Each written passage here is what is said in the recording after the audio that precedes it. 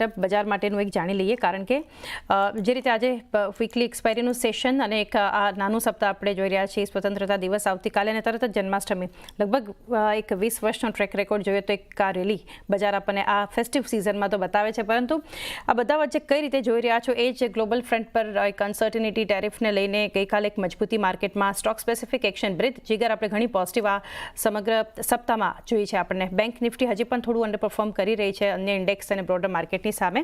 એક વ્યૂ લઈએ બજાર માટે અને આગળ ઇન્ડેક્સમાં કઈ સ્ટ્રેટેજી હોવી જોઈએ.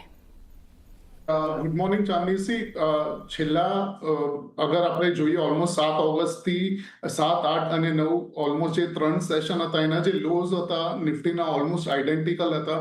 24,300 થી 24,350 ના હતા અને સાથે સાથે અવરલીમાં એક ડાયવર્જન્સ પણ દેખાડી રહ્યો હતો. એટલે આપણે ઓલમોસ્ટ એના રૂપે એક સારું એવું અપસાઇડ જોયું છે ગઈકાલના સેશનમાં પણ. બટ ઓવરઓલ સ્ટીલ આપણે હજી પણ આપણે એમ ના કહી શકીએ કે સેફ ઝોનમાં પહોંચી ગયા છે. આપણાને એટલીસ્ટ 24,750 ની ઉપર ક્લોઝિંગ જોશે નિફ્ટીની અંદર. કરન્ટલી આપણે 630 ના આજુબાજુમાં છે, 24,630. અને જે રીતે ગિફ્ટ નિફ્ટી દેખાડી રહી છે ફ્લેટ ઓલમોસ્ટ ઓપનિંગ, તો એક નાનો મોટો પુલબેક જોવા મળી શકે છે ટિલ 24,550 ના લેવલ સુધી. એક સારો સપોર્ટ છે આજનો, અને મેજર રેઝિસ્ટન્સ આજનો રહેશે 24,750 થી 800 ઝોનનો.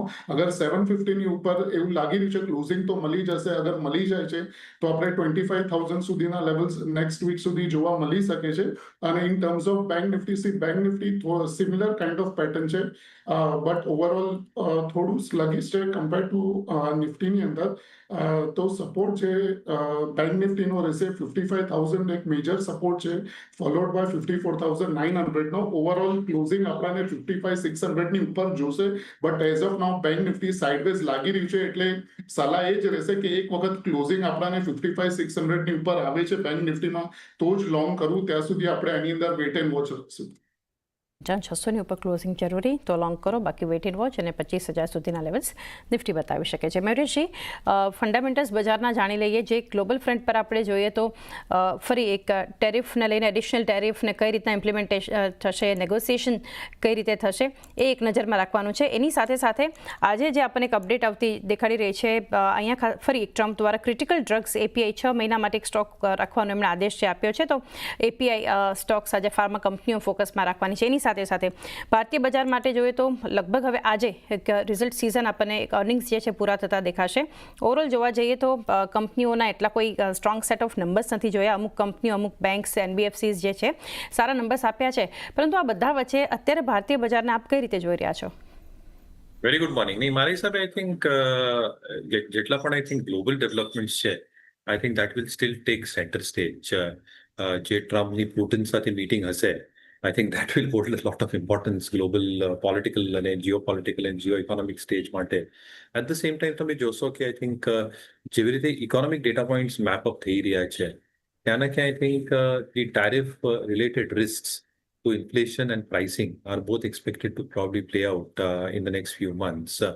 And at the same time, I think Indian context, I think inflation, I think is very much under control. RBI has provided sufficient amount of liquidity system. Corporate earnings, yes, you are absolutely right. થોડા soft જ હતા, પણ expectation એ છે કે second હાફમાં corporate અર્નિંગ્સમાં એક સુધાર જોવા મળશે, with consumption expected to pick up in the Indian context. અને આટલા માટે મારા હિસાબે I think valuations had become a little bit dearer. જેટલા માટે આઈ થિંક એક પ્રોફિટ બુકિંગના તમે એક માહોલ જોયો ઇન્ડિયન માર્કેટ્સમાં. પણ જેવી રીતે I think there will be more clarity that will emerge global stage ઉપર on all these macro data points put together in the next few months. ક્યાં ના ક્યાં ક્લેરિટી આવી જશે. અને ઇન્ડિયન કોન્ટેક્સમાં itself I think જે અર્નિંગ્સ ગ્રોથ છે, that should start showing some element of pickup second halfમાં, which means Indian markets and Indian economy will be far better off. Obviously I think જે tariff impact આવી શકશે, I think nobody can rule that globally and Indian context માટે પણ. How do we negotiate a deal with the US is going to be extremely critical as we speak. And if the current scenario goes, I think there will be an impact on GDP. મને લાગતું નથી I think current scenario આવશે. I think somewhere we will come down to the negotiating table.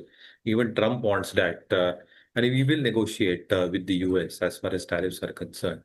આટલા માટે મારા હિસાબે I think કઈ structural downside risk Indian માર્કેટમાંથી લાગતી નથી. Can we go through consolidation phase? Absolutely yes. પણ હોપ ઈ જ છે કે સેકન્ડ હાફમાં અર્નિંગ રિકવરી આવશે and global macros should show far more stability in the next few months. એક view overall ભારતીય બજારના હાલ એક ફંડામેન્ટલ્સ માટે ને જે ઇવેન્ટ્સ અત્યારે એક મહત્વની છે એના પર. તો એ સાથે જ એક બ્રેક